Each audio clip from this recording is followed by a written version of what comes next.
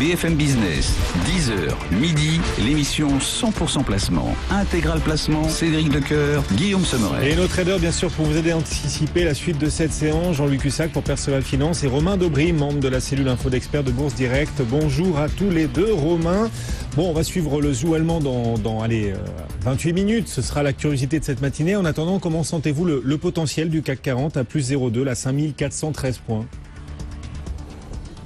Bonjour messieurs, bonjour à tous. Il y a encore un petit peu de potentiel pour la séance. Maintenant, c'est une question d'équilibre et de ratio risque-rendement. On a une zone de résistance intéressante, majeure à surveiller entre 5431 et 5456. C'est un petit peu large, mais c'est une zone qui sera pas évidente à franchir à mon avis dans l'immédiat. Ce qui se passe, c'est que depuis jeudi dernier, on a eu un petit signal d'achat qui s'est déclenché dans un marché qui est plutôt très technique, puisqu'on a rebondi sur les 50% de retracement de la dernière phase de hausse qui avait lieu entre fin mars et fin mai, et puis on a déclenché le signal d'achat jeudi dernier. La cible de ce signal, c'est 5495. Maintenant, compte tenu des mouvements d'Annecy qu'on connaît depuis plusieurs jours, je pense pas qu'on voit la cible immédiatement.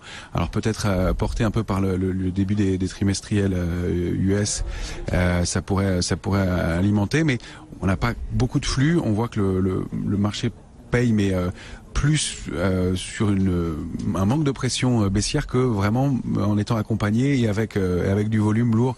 À titre d'exemple, sur les contrats futurs, on évolue autour de 370 000 contrats, alors que la moyenne c'était plutôt aux alentours de 400 000 au mois de juin.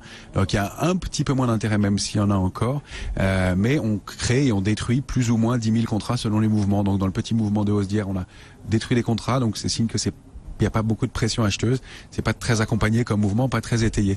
Donc, tant qu'on est au-dessus de 5400 points dans l'immédiat, on peut cibler 5431, je vous disais, cette zone-là, je pense qu'on peut aller la chercher. Maintenant, acheter sur ce niveau, c'est un peu délicat parce que le ratio risque-rendement, donc l'opportunité de l'opération et l'intérêt du gain par rapport au risque, est quasiment de 50-50, parce qu'on pourrait tout à fait revenir sur la zone 5370, 380, qui serait plus intéressante pour se positionner à l'achat. Donc, si on est long, on peut conserver. L'idée, c'est plutôt d'acheter sur repli, à mon avis, pour avoir un ratio risque-rendement qui soit plus intéressant. Sinon, on laisse passer l'opération, mais on prend pas un risque majeur. Oui. Voilà, un peu plus long horizon, on peut envisager d'aller chercher 5600 aux alentours de 5640.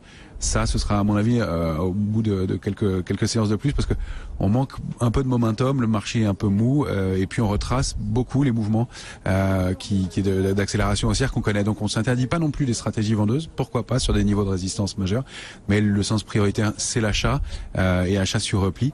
En revanche, l'intérêt et la bonne nouvelle, c'est que le marché est très technique, donc on peut utiliser notamment les ratios de Fibonacci qui fonctionnent très bien, 50 et 61,80 de retracement pour se placer à l'achat. Mais voilà, pas un intérêt très fort, mais un biais haussier sans acheteur prioritaire pour le moment.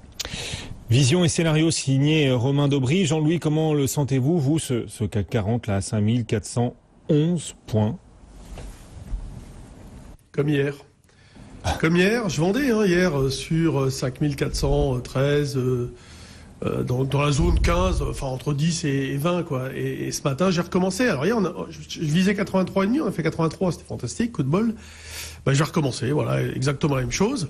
Les volumes sont identiques, on est à moins de 500 millions, on est à 10,5 de vol implicite, toujours aussi creux. Alors il y a quand même des sacrées divergences, parce que Atos ramassé avec une recommandation de Bank of America, Merrill Lynch, qui l'a mis dans sa first list, là, mais à côté de ça, vous avez des Michelin qui n'arrêtent pas de baisser.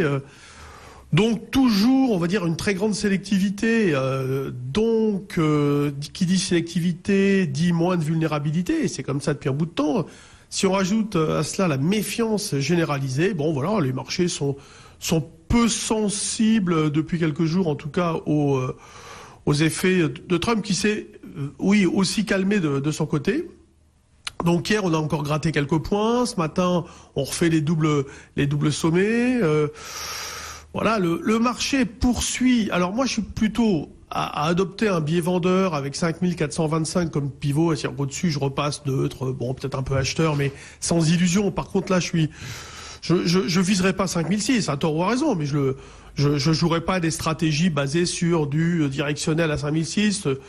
Bon, et de toute façon, sur toutes les ventes que je fais actuellement, j'avais pris des précautions avant en achetant des options. Donc de ce côté-là, on va dire que je suis stoppé d'office par le strike du call. Mais bon, le marché se cherche toujours. Il y a rien de vraiment nouveau à signaler.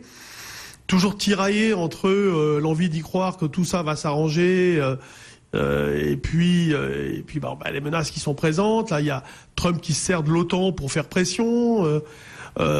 Theresa May, elle n'est pas dans une situation facile. Macron n'a pas annoncé quoi que ce soit d'extraordinaire, donc pas de grands changements à aucun niveau. Donc voilà, les marchés sont un peu livrés à eux-mêmes dans l'attente de chiffres qui, lorsqu'il y a des mauvaises nouvelles, sont fortement sanctionnés comme d'habitude.